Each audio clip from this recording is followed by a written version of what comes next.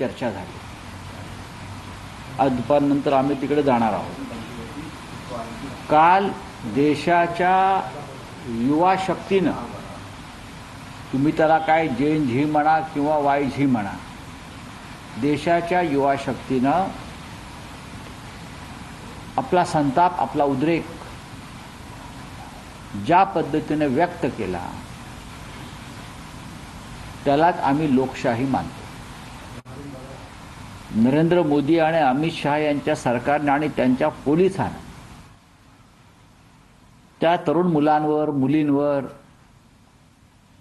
ज्या प्रकारचा अमानुष लाठी हल्ला केला, अश्रुधूर सोडला, फरफटत नेलं, पाय तोडले, डोकं फोडलंय, जाऊन पहा तुम्ही. आम्हाला जालियनवाला बाग हत्याकांडाची आठवण झाली. जालियनवाला बागेत जनरल डायरनं गोळ्या घातल्या. इथे भाजपच्या जनरल कायरने लाठीमार केला, अश्रुधूर सोडला, लहान लहान मुलींचा आक्रोश पाहिला. यांना मुलं बाळं नसल्यामुळे किंवा जे आहे ते परदेशात असल्यामुळं सुरक्षित, त्यांना आमच्या भारतातल्या मातीतल्या मुलांचं दुःख, त्यांच्या आईवडिलांचं दुःख आणि यातना कळणार नाहीत. म्हणूनच मी आज सांगितलं, कालचा दिवस हा भारतीय लोकशाहीतला अत्यंत काळा दिवस होता. Black day. हा 20 जुलै हा दिवस यापुढे डरपोक दिवस म्हणून साजरा करावा. डरपोक दिवस. सर, तुमचा पक्ष मुंबईमध्ये ग्राउंडवर होता, तुम्ही देखील विचार होताय. राष्ट्रवादी काँग्रेसने सांगितलं होतं आमचे 8 खासदार जमिनीवर ग्राउंडवर दिसली, काँग्रेसही कुठे दिसलं नाही.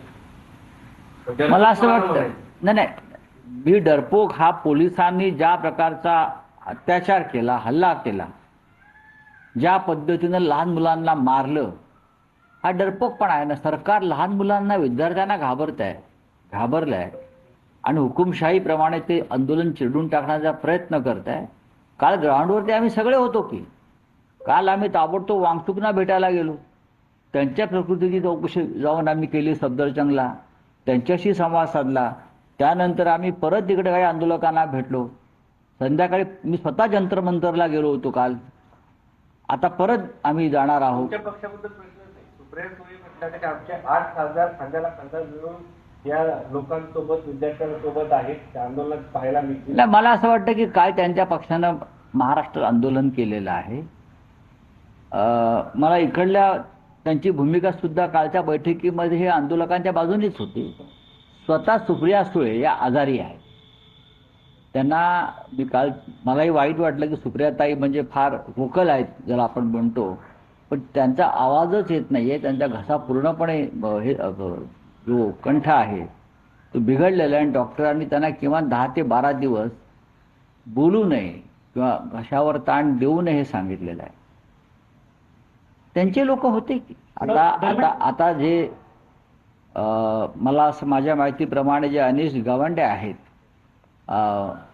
दिपके बरोबर, ते त्यांच्याच पक्षाचे आहेत. त्यांनी असं सांगितलं आमचे 8 खासदार असतील, एकही खासदार ग्राउंडवर पाहायला खासदार असतील किंवा नसतील, त्याहीपेक्षा कार्यकर्ते होते जमिनीवर. प्रश्न हा आहे की या देशातील जे राजकीय घराणे आहेत त्यांना त्यांच्या मुलाचं करिअर दिसतं, ग्राउंडवर येताना दिसत नाही. आता याच्यावरती आज हा चर्चेचा विषय नाही, पण या सगळ्या मला असं वाटत नाही का विरोधी पक्षाला देखील मोठा संदेश आहे? विरोधी पक्षांना हे आंदोलन ताब्यात घ्यायला पाहिजे. आता आम्ही आजच्या बैठकीत हा मुद्दा मांडणार आहोत. आम्ही स्वतः मुंबईमध्ये फार मोठं आंदोलन केलं, अजूनही करत आहोत, यापुढेही करत राहू. जिथे जिथे संधी मिळेल तिथे युवा सेनेचे प्रमुख आदित्य ठाकरे हे आघाडीवर जाऊन नेतृत्व करून, तरुणांना एकत्र करून या सगळ्या मोठ्या आंदोलनाला समर्थन देत आहेत. शिवाजी पार्कचं आंदोलन हे महाराष्ट्रातलं किंवा देशातलं एक मोठं आंदोलन झालं, आपण पाहिलं असेल, आणि यापुढे सुद्धा ही आंदोलनं सुरूच राहतील. आम्ही इतकंच सांगतो आहोत की देश पातळीवरती आता हे आंदोलन घेऊन जावं लागेल. धर्मेंद्र प्रधानांचा एक काल व्हिडिओ समोर आलेला आहे. एकीकडे आंदोलन करत असताना हसत धर्मेंद्र प्रधान निर्लज्ज आहेत ना, हे आमच्या जखमीवर मीठ चोळतायत. एका बाजूला तरुण मुलांवर, विद्यार्थ्यांवर, लहान मुलांवरती अमानुष लाठीचार्ज करतायत आणि ज्यांच्या विरोधामध्ये आंदोलन सुरू आहे हे क्रूर आणि विकृतपणे हसत हसत बाहेर पडतायत, तोंडामध्ये काहीतरी चघळत. याचा अर्थ किती काळजी आहे याने या मुलांची. याला क्रौर्य म्हणतात आणि हे जे क्रौर्य आहे डरपोकपणातून निर्माण होतं. पण काल ही ठिणगी पडलेली आहे क्रांतीची, लक्षात घ्या, आणि हा वणवा पेटल्याशिवाय राहणार नाही.